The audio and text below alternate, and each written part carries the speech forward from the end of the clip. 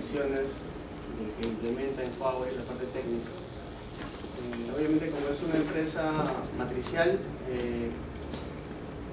también tenemos project managers que vigilan el proyecto y yo me estoy enfocando principalmente en la tecnología, ¿no? y los ingenieros que implementan los proyectos. Bueno, sobre la experiencia de trabajo, ya tengo más de 4 años viendo proyectos de DWM y SH de manera iterativa. Significa que se ven varios proyectos en paralelo y ni bien termina uno, están empezando dos o otro más, ¿no? Sobre la parte de experiencia en lo que es en la parte de docencia, yo estoy a cargo en Huawei sobre el curso del programa de certificación al contratista, ¿no? Que implica que el team leader de cada grupo del contratista va a trabajar para Huawei solo si ha pasado este programa, ¿no? El programa no es solo un examen, sino se le da trainings, tomamos un examen y los que pasan empiezan un proceso de práctica que mínimo debería llevar un mes, y a partir del mes se les convoca para hacer presentaciones, ¿no? Como un jurado. Recién los que pueden pasar la presentación son certificados y se renueva anualmente. Por otro lado, también he sido profesor de un curso del Centro de Educación Continua de la Pontificia Universidad Católica sobre DWM. Ese es mi correo, daniel.tagami@huawei.com, para que lo tengan de referencia. Bueno, ¿por qué DWM? Principalmente el DWM se desarrolla porque el ancho de banda cada vez va siendo más demandante, ¿no? Cada vez necesitamos más y más ancho de banda. Ya saben, por ejemplo, en Huawei tenemos una sala de videoconferencias. Es una sala que tiene 3 pantallas inmensas y que tú puedes reunirte en una mesa que simula las 3 pantallas. Es como reunirte y con personas de China, como si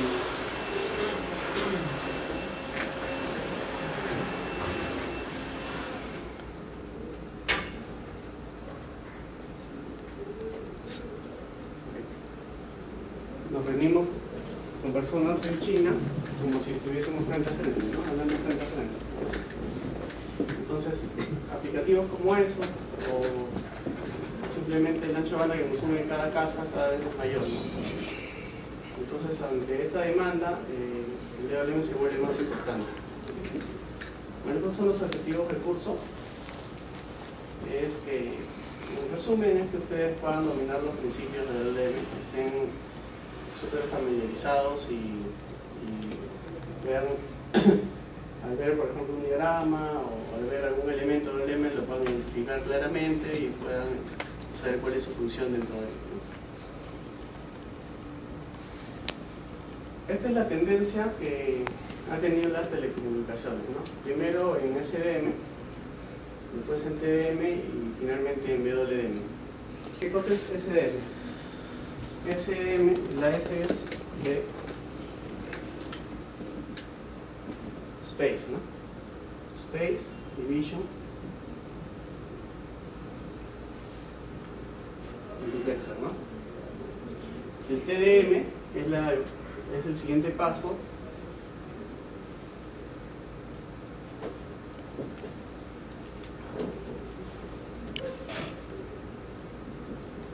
Es lo mismo pero en el tiempo, ¿no? La multiplexación, la medición del tiempo, y finalmente llegamos a lo que es WDM.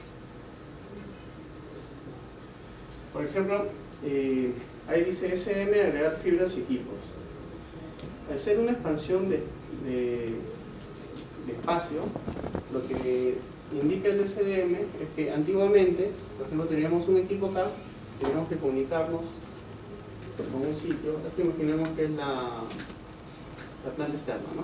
Nos teníamos que comunicar con otro sitio, y para hacer una expansión o aumentar la capacidad de la red teníamos que colocar otro equipo y usar otro hilo, ¿no? otra planta externa. En el TDM,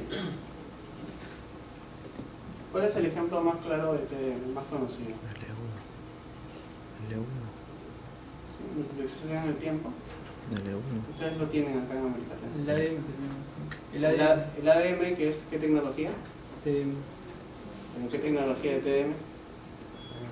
Es el SH, ¿no? Las dos más conocidas de TDM es el SDH y el BH, ¿no? Estos son los C1, los C3, los C4 y estos son todos los STM, STM1, STM1, 4, 16, 64, ¿no?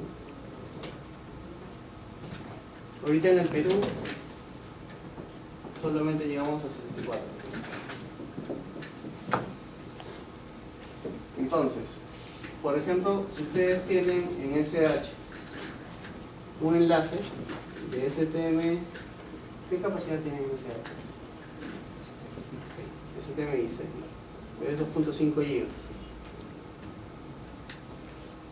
¿Cómo haríamos si este STM16 nos quedó corto y queríamos agregar el STM64? ¿Qué pasos tendríamos que hacer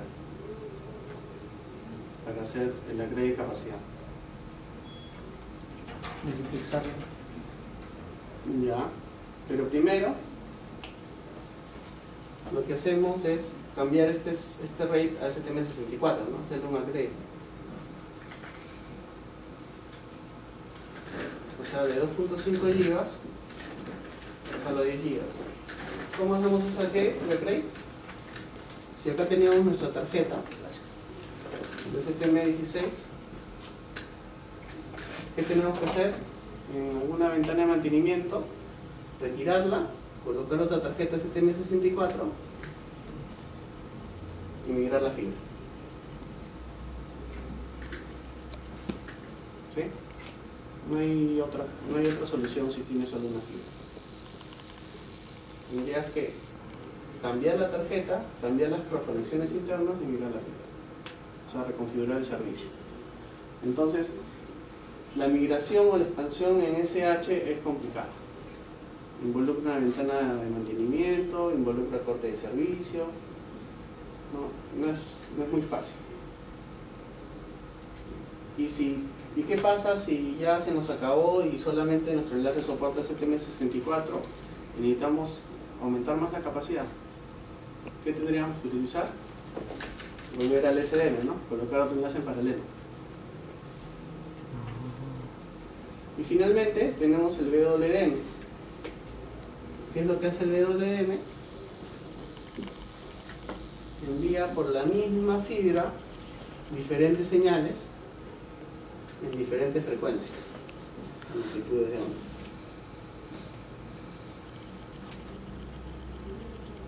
Entonces, si imaginemos que una de las señales es de 10G, de 10 GB. Queremos aumentar la capacidad en otro 10G.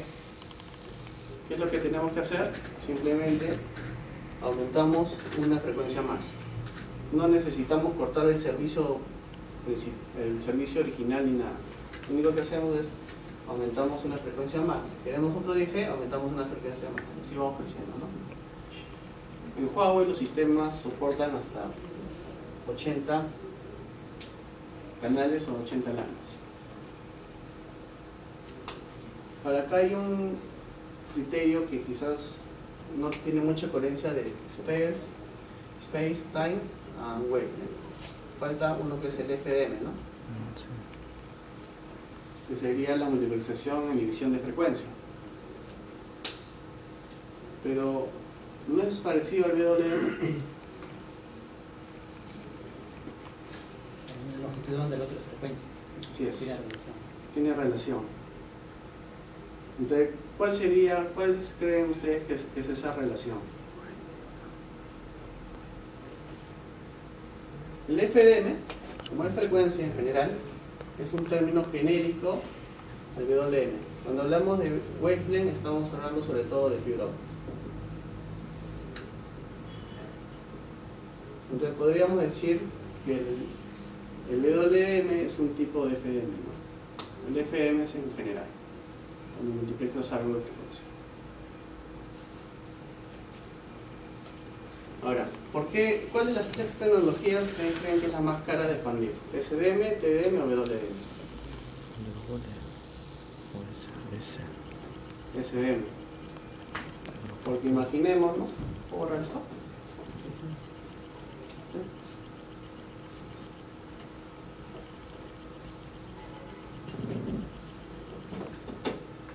Porque imaginemos que tengamos un enlace entre Holguín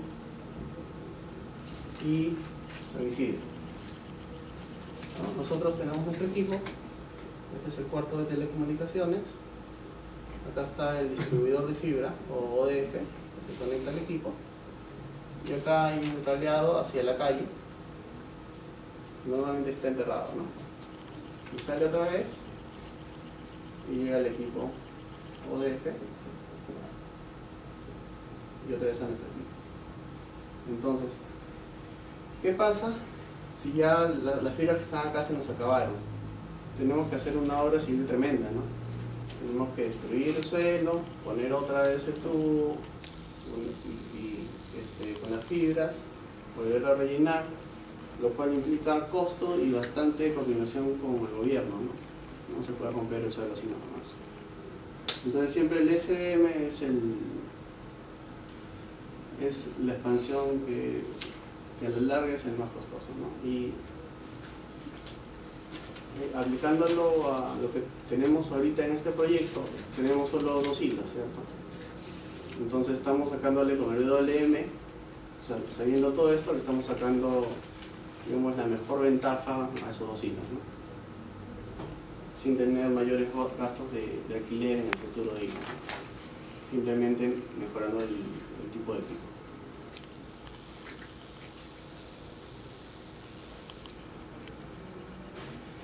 Este es un ejemplo análogo del DWDM.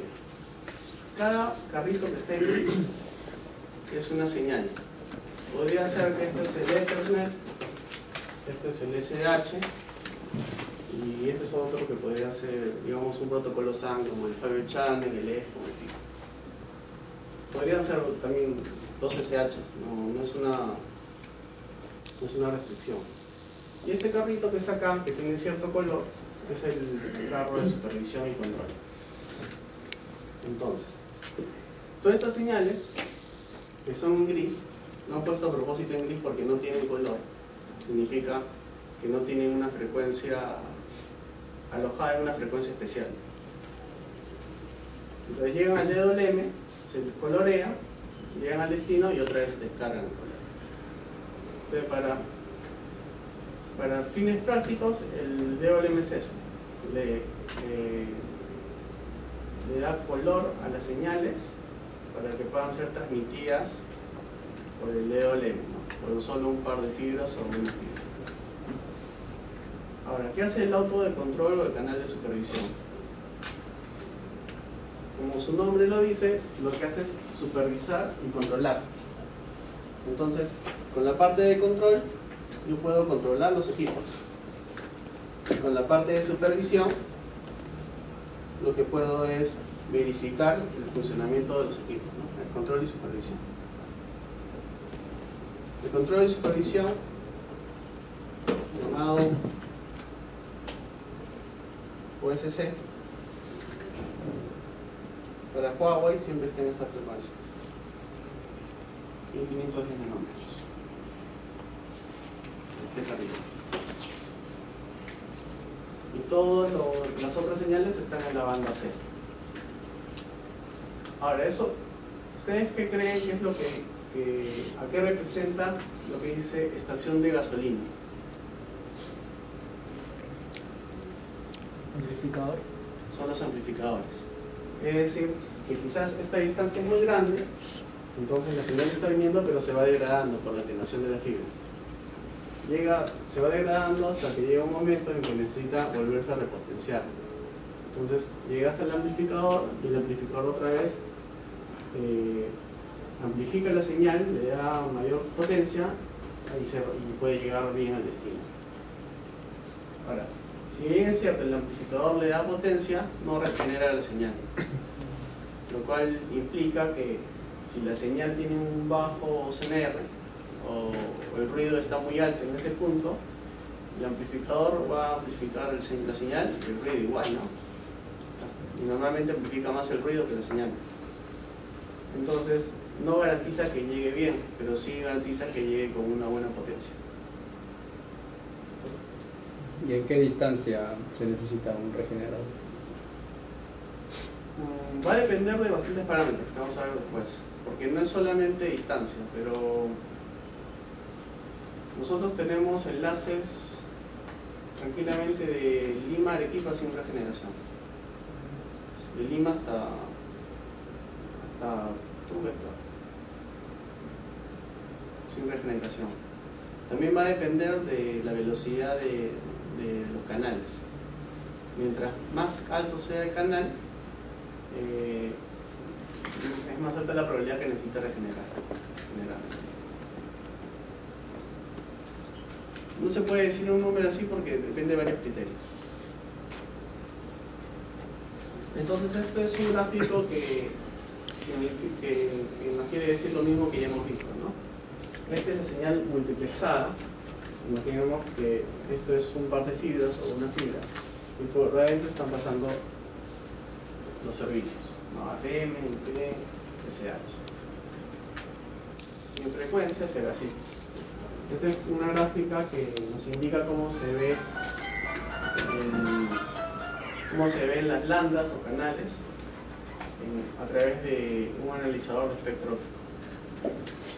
Ese es otro término que siempre se usa, OSA, ¿no? Que es el analizador de espectro óptico.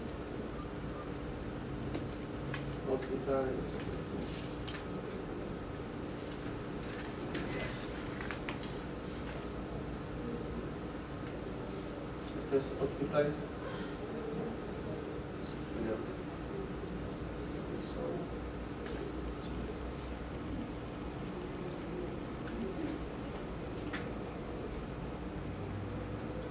Y esta, cuando hablo de cada señal, estamos hablando de un canal o un channel, y por efectos prácticos es una lambda. Se le llama lambda a cada pico que se ve, a cada canal.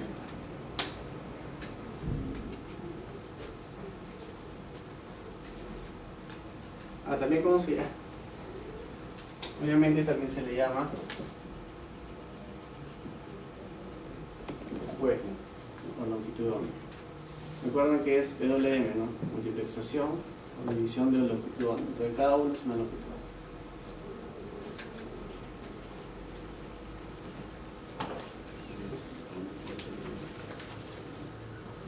onda. Esto es un dibujo genérico de un sistema de WM, donde nos va a mostrar algunos elementos.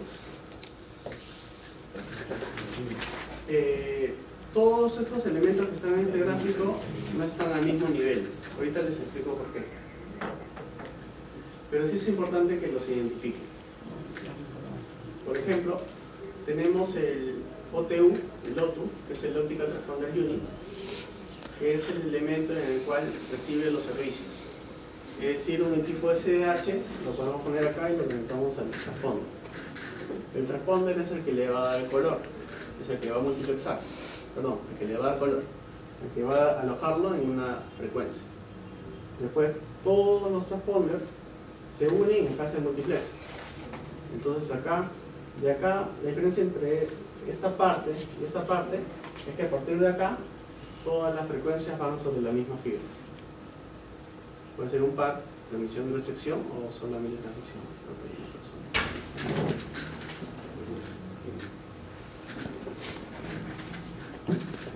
Okay. Después pasa y inmediatamente se le acopla a la señal de servicios el OSC o el canal de supervisión y viajan juntos por la fibra externa. Es decir, acá está cada servicio individual, acá se centraron los servicios y acá se compró el servicio y el canal de supervisión. Esto que dice hola es una estación amplificadora. Y es por eso que no digo que no estén al mismo nivel. Mientras esto es una tarjeta, esto es un conjunto de tarjetas. ¿Qué implica acá? Que acá hay un arreglo de amplificadores. Y este arreglo amplificador repotencia la señal, pero también antes de llegar baja otra vez el canal de supervisión. Sube el canal de supervisión otra vez y se va junto otra vez con la señal. Se descarga el canal de supervisión y acá llega otra vez al demultiplexor, que lo que va a hacer es separar toda la señal de servicio en diferentes frecuencias para ser descargadas en cada auto otra vez y descargarse en sus respectivos servicios, ¿no? Daniel, una Sí. consultita. Ahí baja el OSC, baja, debajo del OLA, baja para agregar datos del OLA. Claro, Ya. o sea, justo eso es lo que iba a ir también. ¿Por qué está el OCC acá? Está porque esto es una estación, es un equipo independiente. Entonces, el OSC controla este equipo. Si no bajara el OSC, ese equipo se quedaría completamente sin gestión alguna. ¿Sí? Hasta acá está todo claro. ¿Tienen alguna duda? Pregunten nada más. La idea es que O sea, el OTU es el que colorea la... es el que colorea. Este es el que colorea, este es el que junta todos los colores y los pone en las mismas fibras. Este solo lo amplifica, bueno, lo demultiplexa, sino que esto está en dos sentidos, ¿no? En verdad este es optical multiplexer y optical amplifier, porque van en serie, no juntos. Pero no es una estación OLA. OLA solo amplifica. Se demultiplexa y vuelve a los servicios, ¿no? Este OSC pertenece a esta estación, este OSC pertenece a la estación del medio, y esta OSC pertenece a esta estación. Es como que acá hay fibra externa, fibra externa.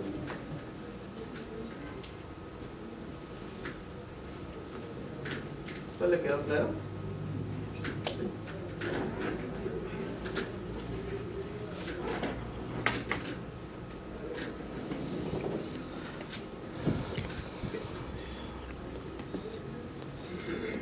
La transmisión, hay dos tipos de transmisión, dos tipos de modo de transmisión.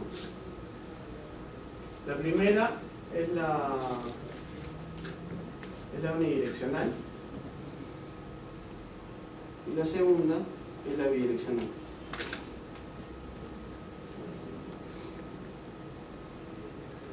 ¿Cuál es la diferencia? La bidireccional es la más común. Miren, por aquí vemos otra vez la recreación.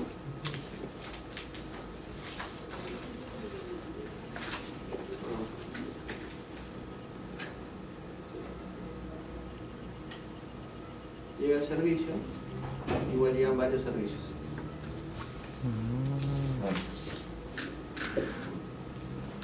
Esta es la bidireccional. Reciben varios servicios. Y la vez enviaban varios servicios. Perdón, la más común es la unidireccional, ¿no? la anterior. La anterior, sí. ¿Qué quiere decir esto? Es que es muy claro. Si tenemos la estación A, y esta es la estación B, la unidireccional,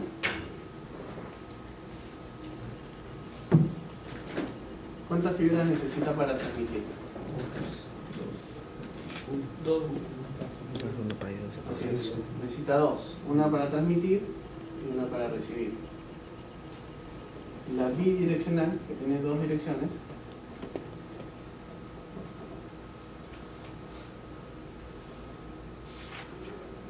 necesita solo una fibra. Lo que vamos a instalar en Americatel y lo que tenemos instalado prácticamente en todo el Perú es esto: una fibra para transmitir y una fibra para recibir. Tenemos esto, sí, pero en un ejemplo pequeño, en otro operador. ¿Cuál es la desventaja de esto?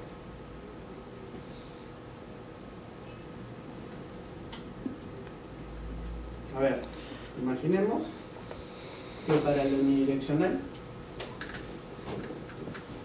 acá tengo mi lambda 1, este es el símbolo de lambda. Lambda 1, lambda 2, lambda 3. Enviamos. Y recibimos con el que se pueda comunicar lambda 1, lambda 2, lambda 3. En el bidireccional tenemos lambda 1, recibimos número 1, número 2, número 3. Acá hay algo raro, ¿lo detectan? ¿Qué detectan? La misma longitud de onda por la misma fibra, entonces eso está mal. Transmitimos en 1, 2, 3 y probablemente recibamos en 4, 5, 6. Porque por la misma fibra no puede ir la misma frecuencia de ida y venida. Entonces, ¿cuál es la desventaja del bidireccional con respecto al unidireccional? Consume mucha longitud. Claro, Así agota es. la cantidad. Exacto. La capacidad de este es la mitad, ¿no?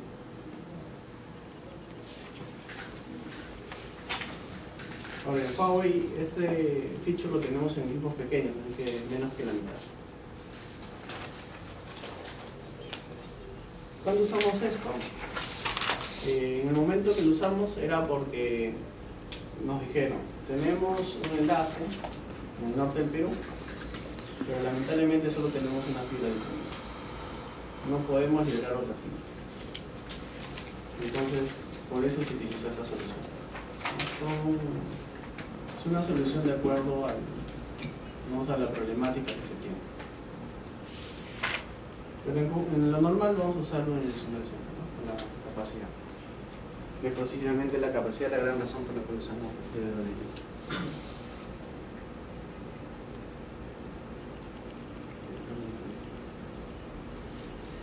Hay dos tipos de modo, los dos primeros, unidireccional y unidireccional, son tipos de modos de aplicación, de modo de transmisión. Este es el tipo de modo de aplicación. Tenemos el Open System o sistema abierto y también tenemos el sistema integrado. Si ustedes ven esto, es un equipo, digamos, SH. ¿Cuál es la diferencia entre el abierto y el integrado? Este es el abierto. En el dibujo, ¿cuál es la gran diferencia? Este es el integrado. El otro está dentro del MUX. El otro está Dentro del dentro. MUX. Así es. El otro está en el sistema abierto. ¿Eso ya lo copié? Ahora, ¿no? Sí.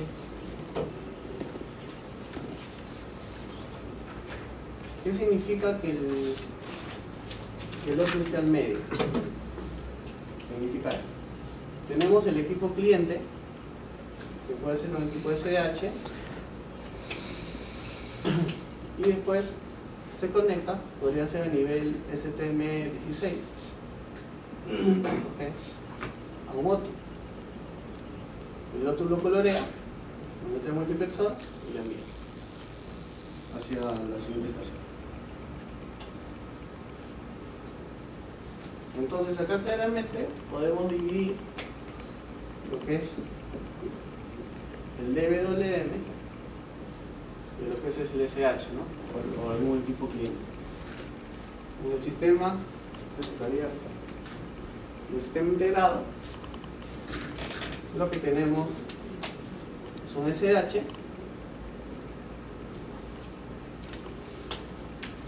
y la señal la bota directamente al multiplexor. ¿Qué quiere decir? Que esta tarjeta, que quizás bota 10G, yo lo estaba botando en DWDM. Coloreada. Es un SH con tarjetas coloreadas. Pero, ¿cuál es el problema? Que para que se integre y no haya muchos problemas, lo mejor sería que para usar este tipo de cosas, todo sea el mismo vendor. El mismo proveedor, para poder integrar bien el sistema y, por ejemplo, a través del servidor poder ver que los servicios, saber que los servicios corren de acá hasta el otro extremo, ¿no?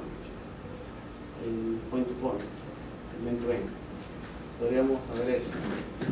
Este es un sistema que permite poder interactuar entre vendors y que es por esa razón que esto se llama abierto, ¿no? Porque es un sistema abierto y estándar. ¿Por qué? Porque justo la integración entre estos dos es un estándar. ¿Qué usamos para el proyecto de Americatel? Usamos esto. y que es usado prácticamente digamos, en el 95% de las implementaciones. ¿Hemos usado esto? Sí, hemos usado esto. Pero que para usar esto hemos vendido una red íntegra, ¿no? Una red completa. Para no tener problemas de interrelación entre eventos.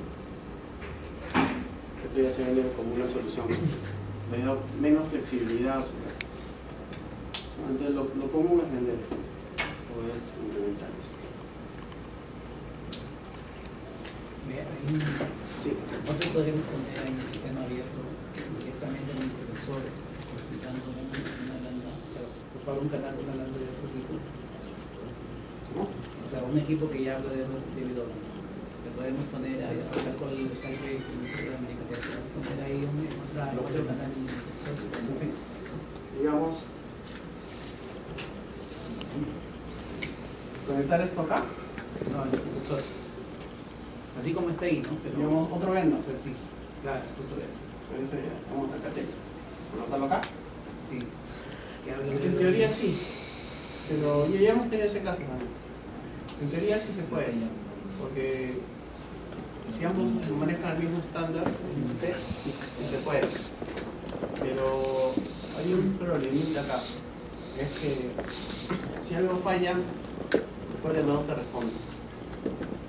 Y es un problema más que técnico, es un problema de, digamos, de coordinación entre los dos proveedores, ¿no? Imaginemos que tenemos un sistema así, de un vendor. Yo agarro y yo pongo otro vendor, quiero colocar uno acá. ¿Qué pasa si por la codificación o algo que tenga este lambda empieza a hacer cross-talking? Se empieza a mover y empieza a malograr el servicio de atrás. Uno, es bien difícil determinar que eso haya sido. Tendría que analizar toda la red y sacar muchos reportes. En nuestro caso, enviar los reporters a China para que lo analicen. Y otro es que ¿a quién culpa? ¿No? ¿Al que puso su lambda o al que ya existe? Un poco complicado. Es un tema complicado. Ya lo hemos tratado en otro operador. Están en pruebas ahorita. Pero ahí el que tiene que tomar la responsabilidad es el operador, porque él es el que está haciendo esa prueba. Es un poco complicado, ¿verdad? En teoría se debería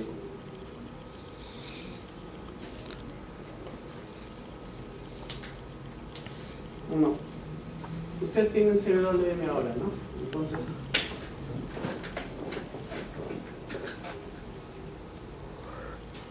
¿cuántas lambdas soporta su CWM ahora? 8. El CWM Huawei soporta 16, pero digamos CWM y WM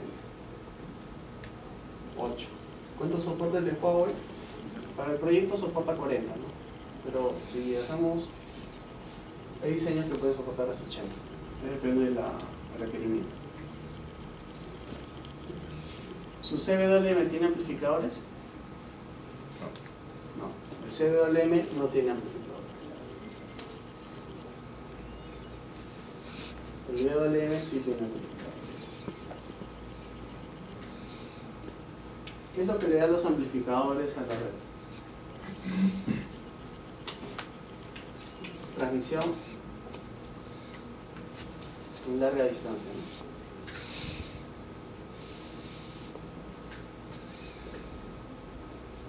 Por ejemplo, quisiéramos un enlace entre Lima y Arequipa, el CWM simplemente no lo hace. El DWM, gracias a los amplificadores, le da la transmisión. Otro que no está acá, y es una razón, digamos, a favor del CWM, es el tipo de láser. El tipo de láser del DWM es un láser especial para poder alojar la frecuencia en un espectro más corto, ¿no? El otro láser es más ancho, entonces ese láser es más costoso, pero justo es el que permite la diferencia entre el DWM y el CWM en capacidad. ¿Por qué? Porque la C de qué es? ¿Qué significa esto? Significa algo así como amplio, ¿no? ¿Y la D de qué es? Denso. Denso, ¿no? ¿Qué es denso? Entonces, precisamente este tipo de láser permite que haya bastantes landas en un espacio de frecuencia y haga que el espectro sea denso, mientras que el otro, el espectro es amplio. Entonces es sobre todo capacidad y larga distancia. ¿Qué es más caro? Es más caro. Por la tecnología, ¿no?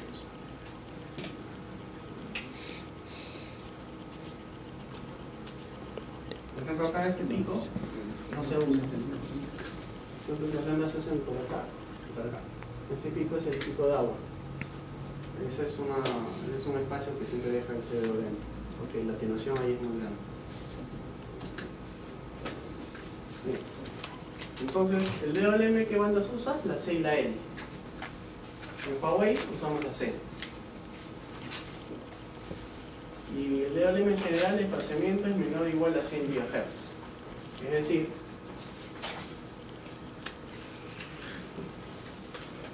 vamos a probar. ¿Sí?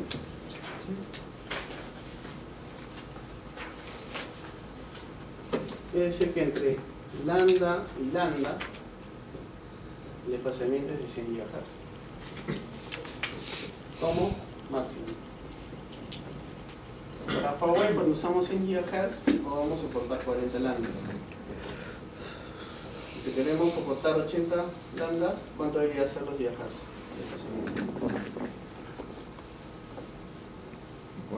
50. Lo apuntamos un poquito más. Así que podemos soportar los 80 lambdas. En DWM también la teoría dice que hay hasta 25. Pero casi ningún vendor, de lo que yo sé, no usa 25. En teoría se debería poder, pero no usa. ¿Por qué? Porque a medida que pasa la tecnología, para lograr que la capacidad de esta frecuencia sea de menor a mayor, el pulso también se va ensanchando un poco. Y ya en 25 hasta la fecha ahí hay problemas de crosstalk, interferencia no común. Entonces lo que se utiliza es hasta 50. Puede ser que algún vendor pueda ofrecer hasta 25, pero los que yo conozco hasta ahorita no. Quizás en el futuro no. Aunque la tendencia ya no es tanto irse a esto, sino aumentar la capacidad de la. Por ejemplo,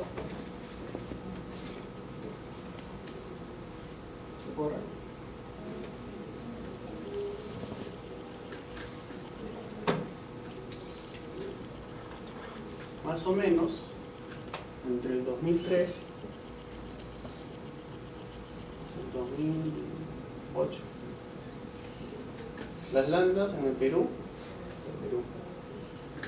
en el mundo pasó un poco algo, eran de 2.5 gigas. En el 2008 hasta el 2010 se usaron 2 gigas. Del 2010 al 2012 a la fecha se usa 10 gigas y también se usa 40 gigas. En el 2012 ya tenemos un solo enlace, pero tenemos un enlace 100, una LAN de 100 gigas que tiene tráfico comercial. Por eso como enlace, que empezó como piloto. Entonces, la tendencia, si ustedes se dan cuenta del tiempo, es que cada vez más rápido, ¿no? con una rapidez más grande, empezamos a crecer en rates, ¿no? Lo que puede soportar en velocidad una sola lambda. Y ya está el piloto en China entre 400.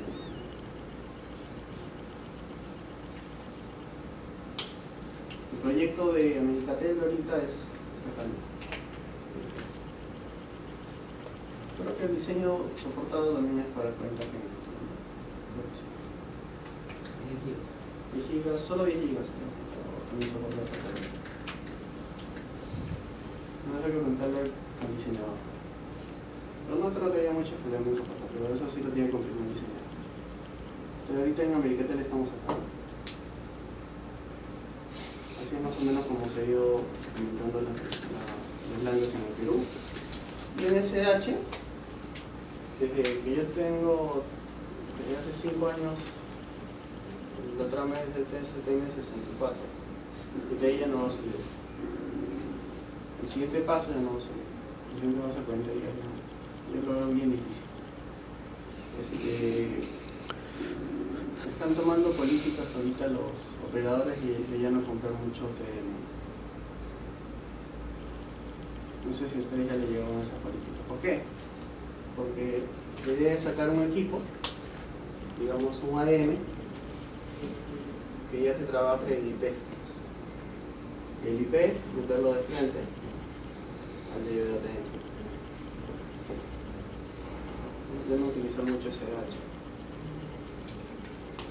La principal razón se llama LTE. Todo el mundo está apuntando a tener LTE. LTE, para pasar en un SH normal, tendría que pasar con lo que se llama EOS, ¿no? Que es Ethernet over SDH. Pero que ya no es muy efectivo, porque ya se supone que las matrices de las conexiones deberían soportar ahí. Esa es más o menos la tendencia.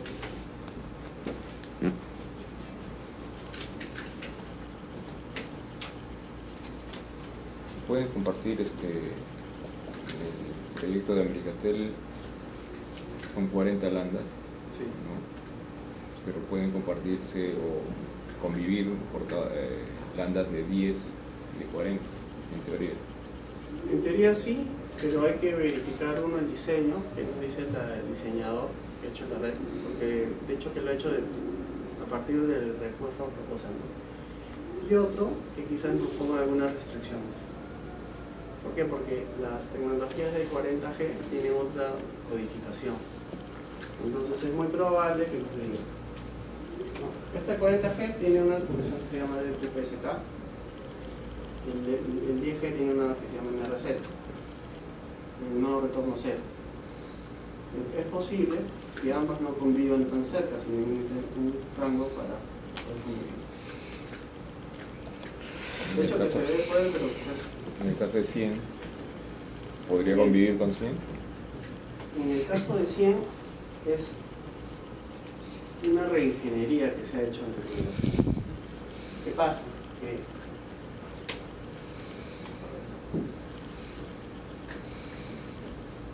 la tecnología más o menos hasta el 2009, para el 10G y 40G, se llamaba, bueno, no se llamaba, sino que le han puesto este nombre a partir de que empezó la tecnología.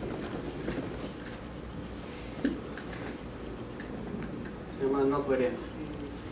Y la tecnología también para 40G y para 100G se llama coherente. ¿Por qué hicieron este cambio?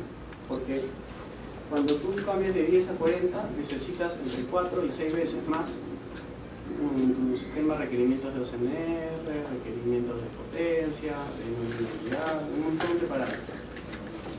Entonces el 40G necesita mejores condiciones en la red para subsistir que el 10G.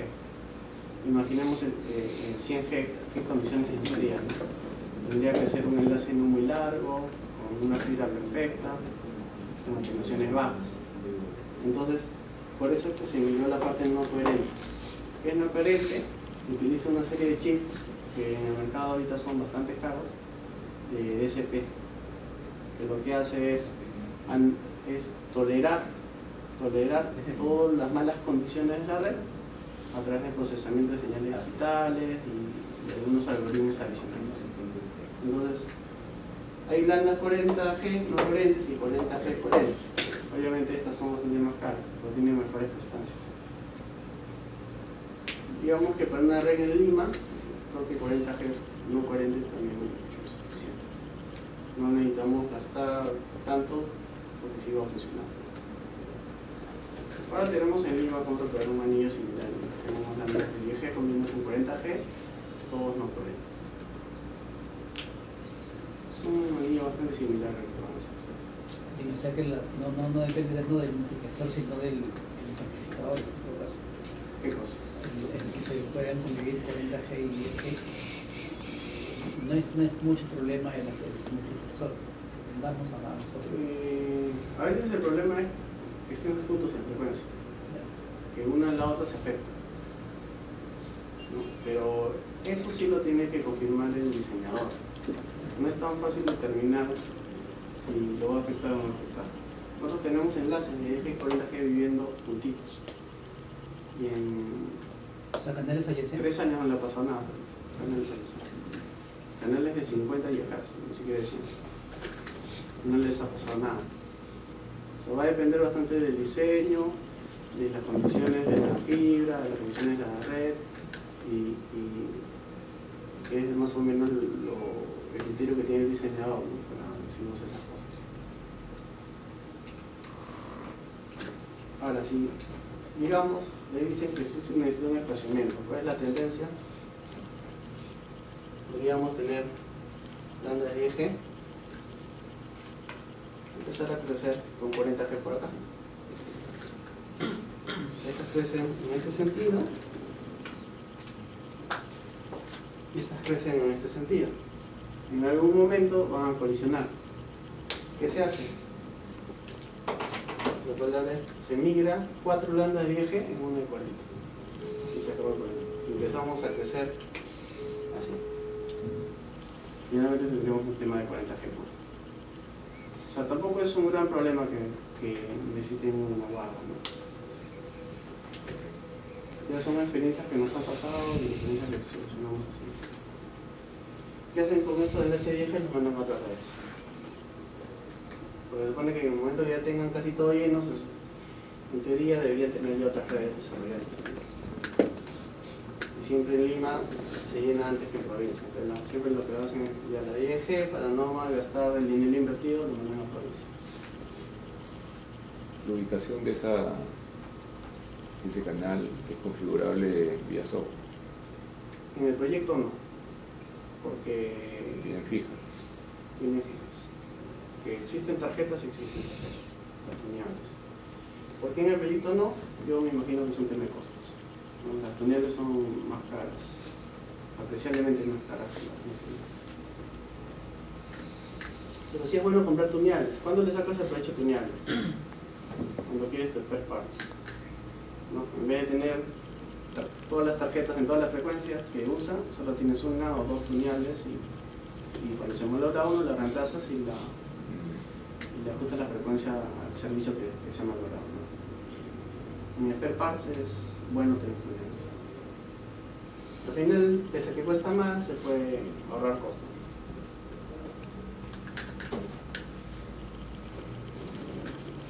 ¿Acá alguna otra duda?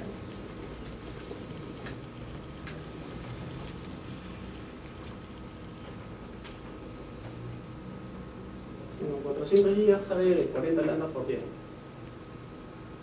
Esto sale del doble de capacidad, de 50 GHz. Esto es la banda 6 de Huawei, hasta ahorita usamos solo la 100.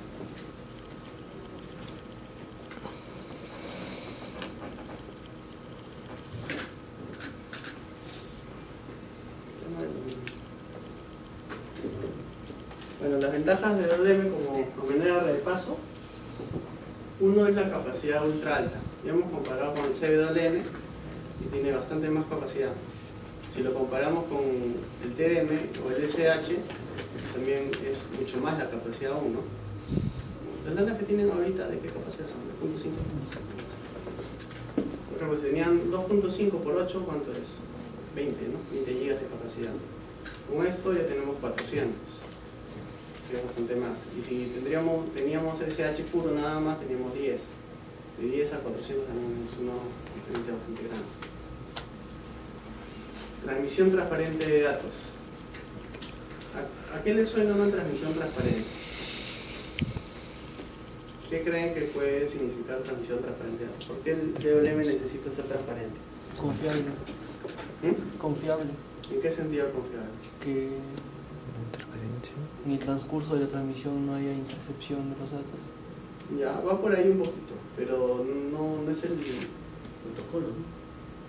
¿Cómo? Va por ahí varios protocolos, MPLS, Ajá.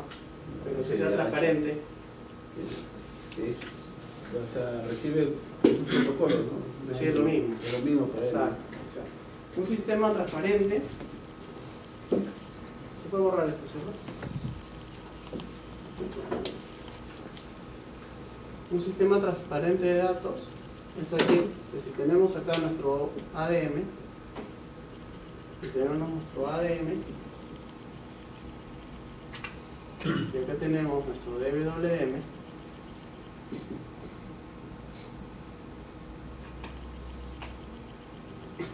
el ADM va a pensar que el DWM no existe. Es decir, el ADM va a pensar que está así. Así sean 500 kilómetros, ¿no? Que sea transparente significa que sea transparente para el equipo cliente. Es decir, que si acá en nuestro encapsulado envío un big especial o algo que quiero saber, acá lo tengo que recibir, ¿no? El DWM no tendría que manipularlo para nada. En la medida de lo posible, el DWM es bastante transparente. Es más, existe un feature que se llama el ALS. Así es, automático. Láser.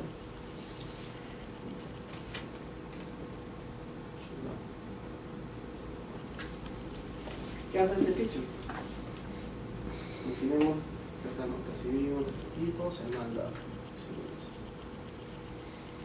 Este feature lo que hace es que si acá en este ADM yo apago mi láser, el láser está en off, lo va a detectar, no va a apagar la parte de ADM, pero sí va a apagar la otra transmisión, que acá va a estar off.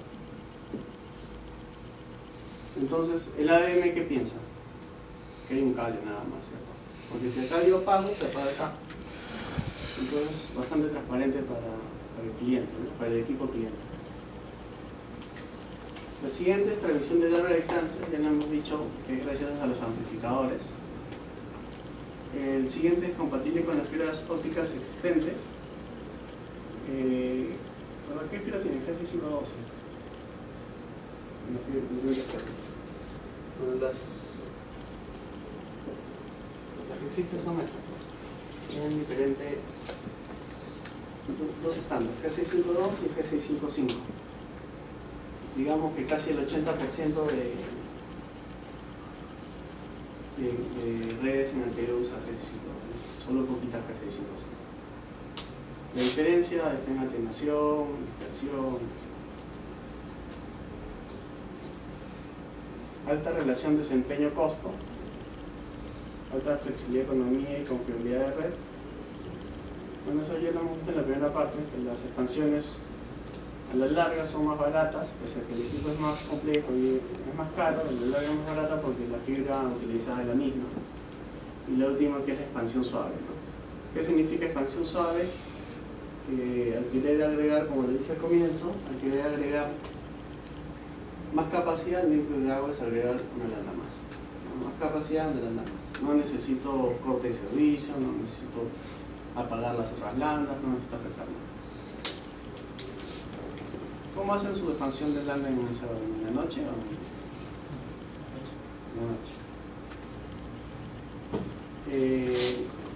Nosotros Pelatres también lo hacemos de noche, pero en teoría no se cortan los servicios. Lo hacen solamente por un tema de seguridad. Más error humano que error del sistema, ¿cierto? ¿Qué pasa si se equivocan y apagan un láser que está en servicio? ¿Qué pasa?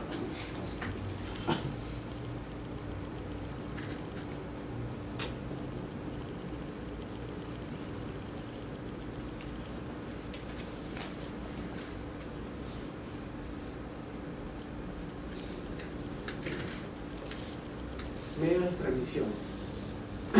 Esto, lo que tienen ahí es un corte transversal de una fibra óptica. ¿Cómo está compuesta la fibra óptica?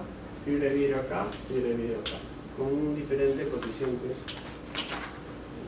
el material. ¿Qué es lo que hace? Empieza la señal, rebota hasta que llega al final. ¿Qué pasa con la longitud de onda que pasan a un cierto grado? Vienen acá, entran al siguiente núcleo y son, ya la energía se pierde en la cubierta. Entonces, ustedes acá tienen fibras multimodo, ¿no? Por eso.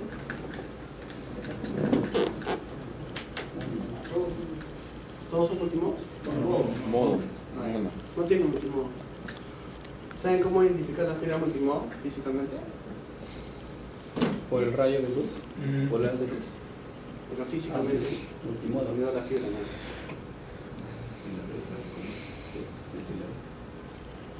Como estándar, no siempre, pero la mayoría de veces la fibra multimodo Color.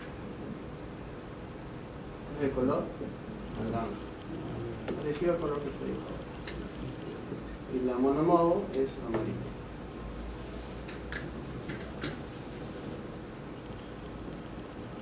Ahora, ¿cuál es la diferencia entre el multimodo y el monomodo? ¿Quién es data center? Pronto. 2 años. Es probable que en el data center usen bastante multimodo en vez de monomodo. Quizás tengan, si tienen data center, tienen unos servidores de aplicativos. Estos se conectan a la red, quizás con sus clientes, a través de una VPN.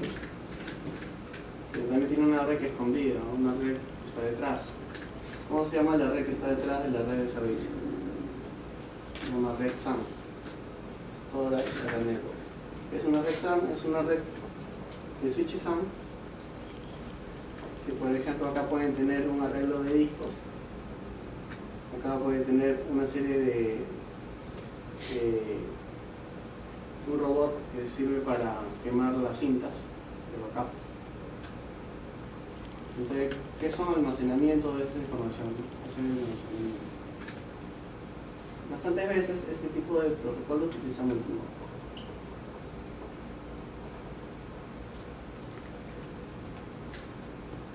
¿Cuál es el problema con el multimodo? No problema, ¿no? ¿Cuál es? Vemos el feature con el multimodo, que es para distancias cortas. El monomodo sí es para distancias largas.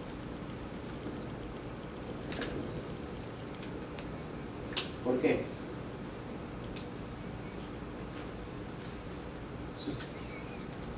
Cada luz que ven ahí, que rebota, se llama modo de transmisión. Cuando hablamos de una fibra multimodo, estamos hablando que tiene muchos modos de transmisión. Y si estamos hablando que tiene muchos modos de transmisión, estamos diciendo que este núcleo es amplio, porque es suficientemente amplio para permitir que el láser rebote un montón de veces. ¿Sí? Cuando hablamos de monomodo, en teoría, esto es tan pequeñito que el láser solamente va a pasar por aquí. En teoría, pero no siempre es así. El monomodo tiene pocos modos, el multimodo tiene muchos modos. Entonces, sí rebota, pero bastante menos. Entonces, la señal no se degrada tanto, llega más lejos. Esa es la diferencia entre el multimodo y el monomodo. Para DWM, todo el sistema que utiliza monomodo, porque obviamente lo que queremos es larga distancia. Puede ser que en el transponder, en el OTU, ¿no? En el OTU podemos conectar en la parte cliente una fibra multimodo. ¿Por qué? Porque el cliente maneja un láser multimodo.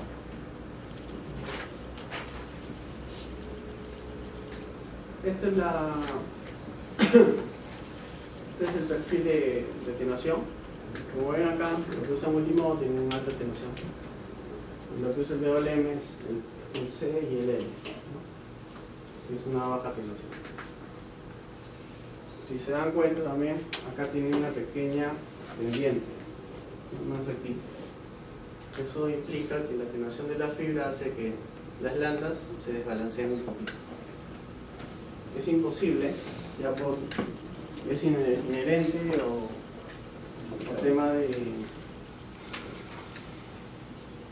tema ya propio del DWM, es inherente. Es imposible que salga así parejito todas las lambdas y que llegue así, igualito. Eso es imposible. Porque tenemos un perfil de atenuación en la fibra que empieza a ser. Algunas lambdas están favorecidas, algunas lambdas están perjudicadas. ¿No? Siempre hay un perfil en cierto tendiente. Un poco es ligero el CP. Así como la atenuación, otro valor importante es la dispersión.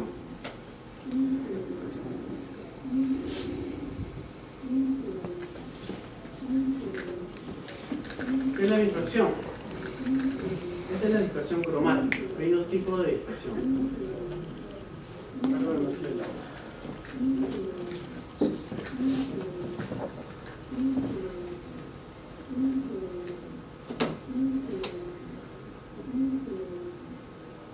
Hay dos tipos de dispersión.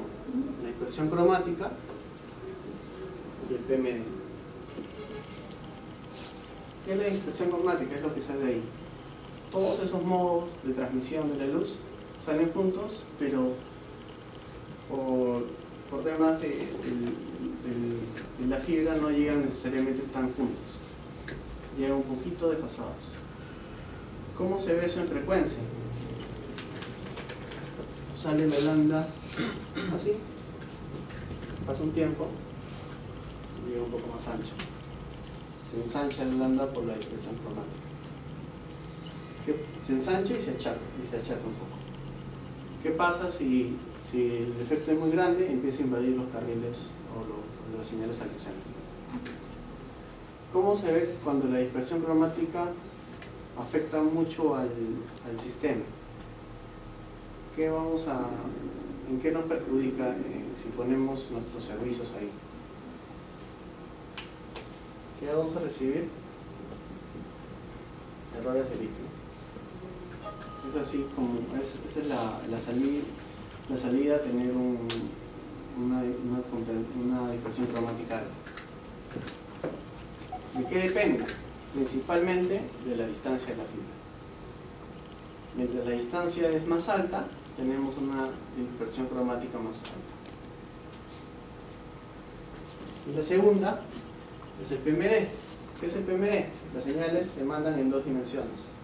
En el plano vertical y en el plano horizontal. Cuando las señales no llegan, el vertical y el horizontal no llegan al mismo tiempo, ese es el efecto del PMD.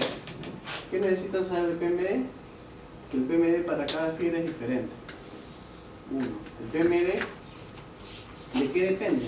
Depende de qué tan bien esté construido o qué tan bien se mantenga la fibra, la parte interior de la fibra externa. Puede ser que sea un span bastante largo, una distancia bastante grande, pero el PMD sea bastante bajo. O puede ser una distancia bastante corta con PMD bastante alto. No tiene relación. Lo que tiene nada más es saber qué tan deteriorado está internamente la fibra. Entonces son dos factores diferentes. ¿Cómo solucionamos o mitigamos uno u otro? Bueno, este es el perfil de fibra con respecto a cada, digamos, el CD con respecto a cada tipo de fibra, 352, 3655.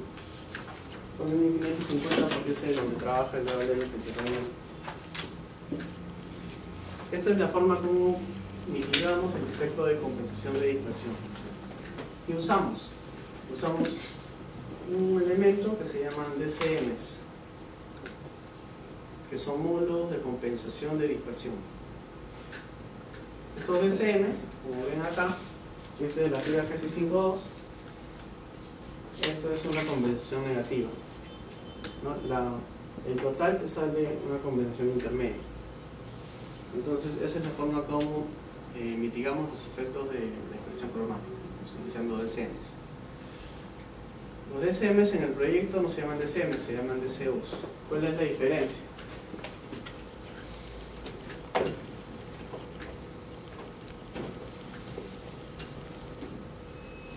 Y este es el nombre del elemento en Huawei, ¿no?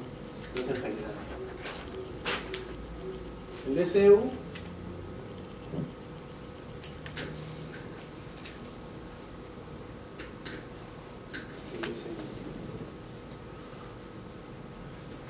DCM se coloca en una bandeja independiente y es un módulo pasivo.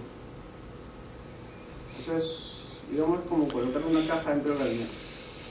No lo conectamos al backplane, no lo conectamos a ningún tipo de energía. El DCU es una tarjeta. Vamos a hacer lo mismo, pero simplemente de forma diferente de presentación. Ahora, ambos tienen valores, porque algunos DCU, lo que es internamente es una fibra dopada con algo. Por ejemplo, en los DCM tenemos DCMA, B, C, D, E. Este es para 20 kilómetros, 40, 60, 80, 100. Entonces, cada módulo viene diferente para compensar una cantidad de distancia diferente. Entonces, conclusión, la compensación de dispersión cromática está solucionada por utilizar los DCMs o DCUs adecuados. No es un problema muy difícil. Pero si hablamos de PMD, no hay nada que lo pueda compensar. Para usar PMD, para trabajar con un PMD alto, lo que tenemos que hacer no es compensarlo, sino tolerarlo. ¿Qué quiere decir? Que la codificación, por ejemplo, podría ser una codificación que soporte un PMD más alto, que pueda leer algo que quizás no llega tan bien en la recepción. Para lo que es Huawei, en casos muy especiales, esta es la codificación de eje, que es la que va a venir en el proyecto, pero para casos muy especiales, en un PMD muy alto, se utiliza esta. Una solución propietaria de Huawei.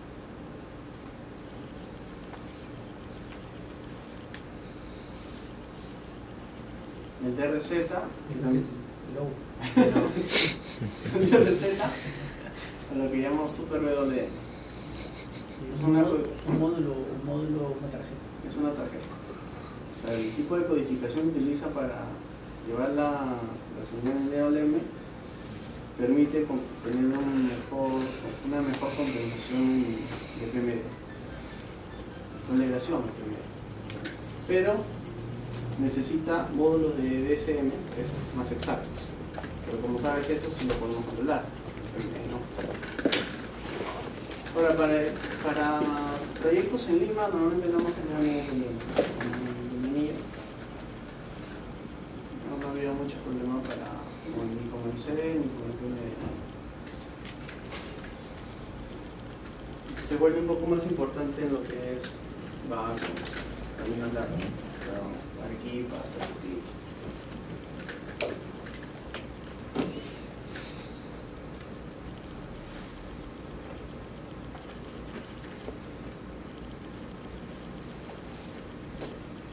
¿Parece si hacemos un break de 10 minutos?